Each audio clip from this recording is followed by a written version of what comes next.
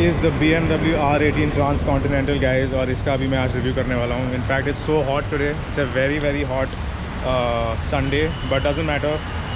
Much hotter bike here. Must review. But पहले a quick shout out to the nice folks at Navneet BMW right here in Mumbai जिन्होंने मेरे tourers के लिए प्यार को पहचाना और मुझे किया यहाँ invite. Oh and by the way, मुझे पता है how irritating it is जब मोटो ब्लॉगर्स कहते हैं first ride review in India. तो मैं ये बिल्कुल नहीं कहूँगा. But I promise वीडियो के एंड में I'll introduce you to a special guest जो प्रूव करेगा कि this is the first ride review of the BMW R18 Transcontinental in India. Shit, मैंने बोल दिया.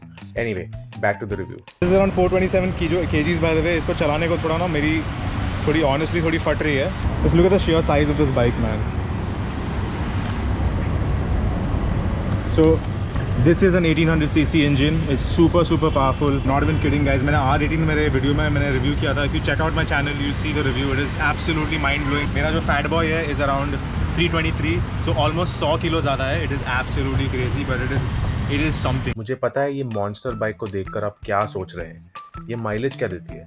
Just kidding. नहीं, मतलब वो भी आपने डेफिनेटली सोचा होगा, but I am talking about the other big सवाल. How much does this cost? Mumbai में इसकी एमआरपी है 31.5 lakhs एंड टैक्स वैक्स जोड़कर the price shoots up to almost 40 lakhs on road. So now that we know that most of us can never afford this bike, let's get to how the bike sounds.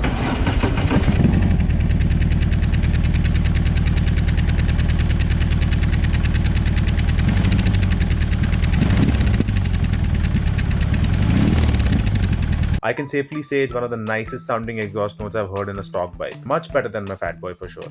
Anyway, time to take it for a spin.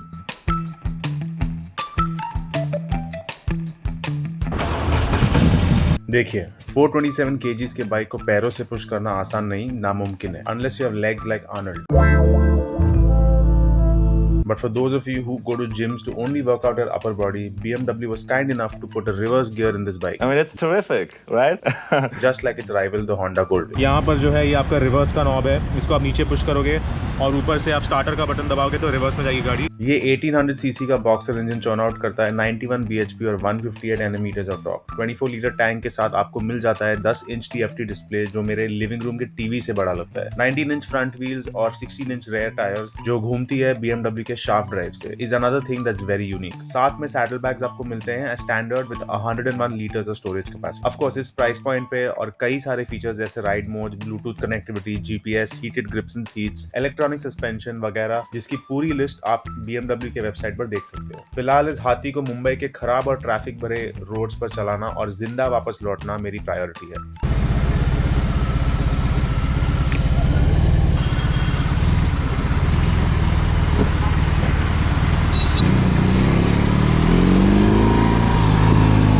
Right off the bat, I can admit कि the first 10-20 minutes are the most crucial.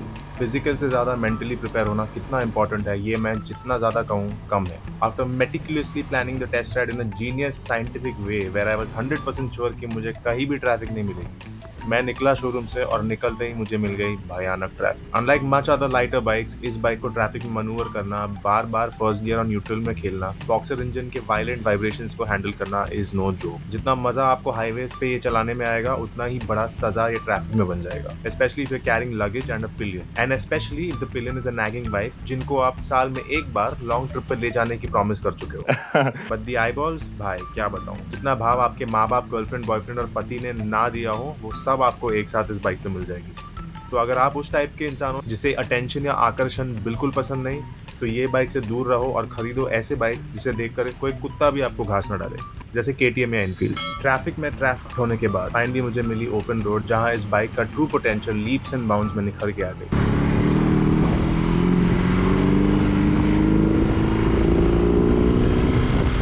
Once at speed, the bike is such a joy to operate. The torque is inspiring, the superb suspensions eat up all the bumps easily, and the overall feeling is magnificent. Mode switch करना आसान है. The tech is far superior thanks to BMW's infinite experience from its cars. TFT screen पे info बिना microscope के दिख जाती है और इसके मार्शल के स्पीकर्स पे पूरे मोहल्ले के लिए गाने आप बजा सकते हो. इस पर्टिकुलर बाइक में नहीं है, पर एक्टिव क्रूज कंट्रोल आप अलग से खरीद सकते हो. बेसिकली मीन्स के बाइक के फेयरिंग पे रेडार होता है जो ट्रैफिक मॉनिटर करके आपके बाइक को ऑलमोस्ट सेल्फ ड्राइव जैसे बना देती है. फेयरिंग का विंड डिफ्लेक्शन अच्छा है, सीट हाइट इज परफेक्ट अगर आपकी हाइट आमिर खान से ज़्यादा है, और इसकी अपराइट पोजीशन इतनी कंफर्टेबल है कि आप भूल जाओगे आपके पैरों के बीच में क्या है। मतलब बाइक आप भूल जाओगे आपके पैरों के बीच में इतनी बड़ी बाइक है। कंट्रोल्स मिड है और बॉक्सर इंजन के पास में है, which is not my favourite position, पर लॉन्ग राइड्स पे लेग स्ट्रेच करने के लिए एक्सेसरीज अवेलेबल है।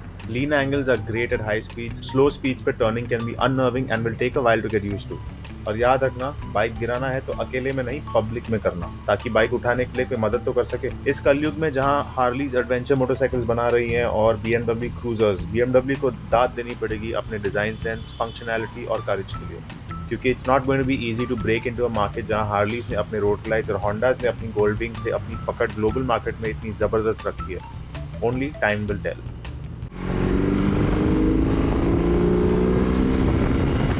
शोरूम तक जब तक वापस आया, मेरा सेल्फ कॉन्फिडेंस और सेल्फ एस्टीम माउंट एवरेस्ट के लेवल पे पहुंच गया। मुंबई के सारे रिक्शा और टैक्सी वाले अब मुझे जानते थे, पर इसलिए कि मैंने 420 kg की लग्जरी अपार्टमेंट जैसे दिखने वाली बाइक को सक्सेसफुली चलाया जैसे ये मेरी खुद की बाइक है। अब मुझे दुनिया की कोई भी फोर्स बैगर्स और टूरर्स चलाने से कभी डरा नहीं सकती।